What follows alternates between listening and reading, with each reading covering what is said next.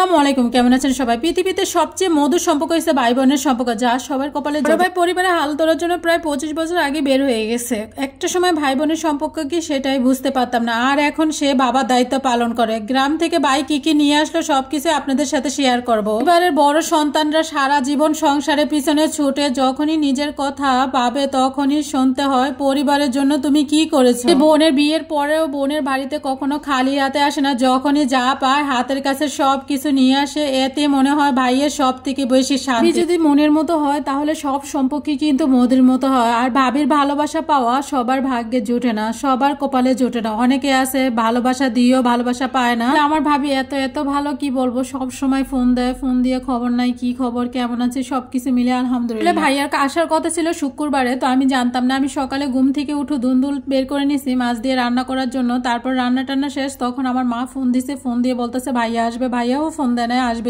আমি তো ভাবছি কালকে আসবে, তো কালকে যেহেতু আসবে আমি সকাল সকাল টাটকা টাটকা সব বাজার করব, বাজার করে মানে রান্না করে নিজের হাতে রান্না করে খাওয়াবো। আসলে আমার ভাই এবার শনিবার চলে যাচ্ছে দেশের বাইরে, এই কারণে আমি রান্না বসাই দিছি এদিক দিয়ে দুন্দুল দিয়ে আলু দিয়ে মাছ। তার পরবর্তীতে আমাকে ফোন দিয়ে বলতেছে এখন আসবে। তো এখন আসবে কিরকম লাগে, আসলে মনটা খারাপ হয়ে গেছে, যেহেতু ওর বাবা অফিস চলে গেছে, এখন তো আর বাজারে যাওয়া সম্ভব না। যা ছিল তাই আমি তাড়াহুড়ো করে রান্না করতেছি। আমি ভাবতেছি মাছ রান্না করছি, আজকে ঢালও রান্না করতাম না, যেহেতু কালকের অনেক ডাল ছিল। তারপর এদিকে মাসকলের ডাল মাছের মাথা দিয়ে বসাই দিই। ভিতরে আবার গ্যাস নাই, যদি গ্যাস থাকতো দুটোটা চুলার ভিতরে তাড়াহুড়া ভাবে রান্না করা যাইতো। যেহেতু আমি একটু পোলাও রান্না করবো, আইনকে আবার নিচে পাঠাইছি, বলছি বাবা তাড়াতাড়ি তুমি পোলাওটা এনে দিয়ে। আমি আবার শুনছি ভাইয়া বেশি সময় থাকবে না, খুব তাড়াতাড়ি চলে যাবে, এই জন্য সব তাড়াহুড়া ভাবে করতেছে। আমি ভাবতেছি যদি না খাওয়াই দিতে পারি তাহলে তো বোনেরা কিরকম লাগবে, কষ্ট লাগবে, সেটা তো মানে বলার, যারা যারা ভাই আছে বা সবাই তো বুঝতে পারি। বাবার বাড়ি থেকে লোকজন আসলে যদি না খাইয়ে দিতে পারি তাহলে কত কষ্ট হবে। তো এর ভিতরে আমি কি করছি, আমি রাইস কুকারের ভিতরে গরু মাংসটা বসাই দিচ্ছি। আর রাইস কুকারে কিন্তু গরু মাংসটা এইভাবে মেখে বসালে কিন্তু অনেকটা ভালো হয়। আমি যেহেতু ঢাল রান্না করবো, পোলাও সেলে রান্না করবো, সিলিন্ডার গ্যাসে রান্না করতে করতে কিন্তু অনেকটা সময় লাগে। এর ভিতরে আবার 12টা বেজে গেছে, তো আমি রাইস কুকারে গরু মাংসটা বসে দিছি। একটা নিশ্চিন্তা হয়ে গেলাম, তার ভিতরে যে যে রান্নাগুলো আছে ওই রান্নাগুলো শেষ করে ফেলবো। এদিকে মাসকলের ডালটা রান্না করছি মাছের মাথা দিয়ে। এদিকে ভাই চলে আসছে আম থেকে নিয়ে আসা ব্যাগ ভর্তি, সবার কাছে সাধারণ জিনিস মনে হলো,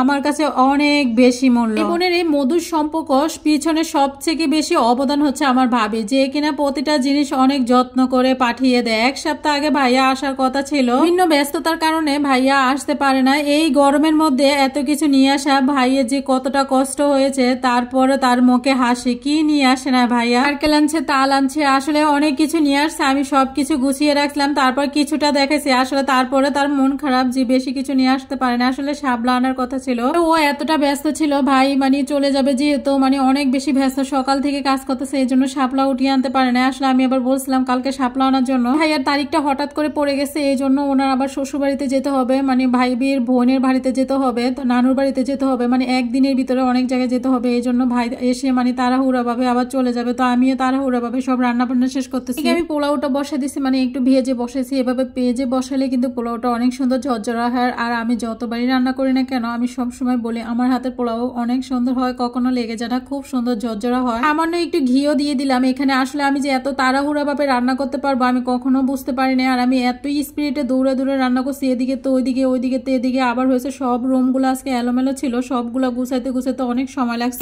গরুর মাংসটা এই যে অনেক সুন্দর হয়ে গেছে, আলুগুলো সিদ্ধ হয়ে গেছে, আমি আলুগুলো দিয়ে দিছিলাম। তারপরে এখানে নিয়ে এসে আমি জায়ফলের একটু মশলা দিলাম, আর হয়েছে জিরার গুঁড়ি দিয়ে দিছি। তারপরে হয়েছে গরুর মাংস আরেকটা মশলা ছিল, এই মশলাটা দিলে অনেক সুন্দর একটা সেন্ট আসে। ভাইয়া আসার সাথে সাথে আমি ভাইয়াকে কিছু ফল কেটে দিচ্ছি, তারপরে হয়েছে শরবত লেবু বানিয়ে দিছি। তারপরে হয়েছে এখানে কিছু কষানো গরুর মাংস দিয়েছিলাম। এত তাড়াহুড়ার ভিতরে ছিলাম ভিডিও করার জন্য, সময় পেনে ওইগুলো। ভাইয়াকে আবার বলছে আজকে তাড়াতাড়ি অফিস থেকে চলে আসার জন্য, তো ও আবার তাড়াতাড়ি চলে আসছে। তারপর দুজনকে খাবার দিচ্ছে, যে দুজন মিলে খাবার খাচ্ছে। আজকের মতো এই পর্যন্ত, কি আল্লাহ হাফেজ।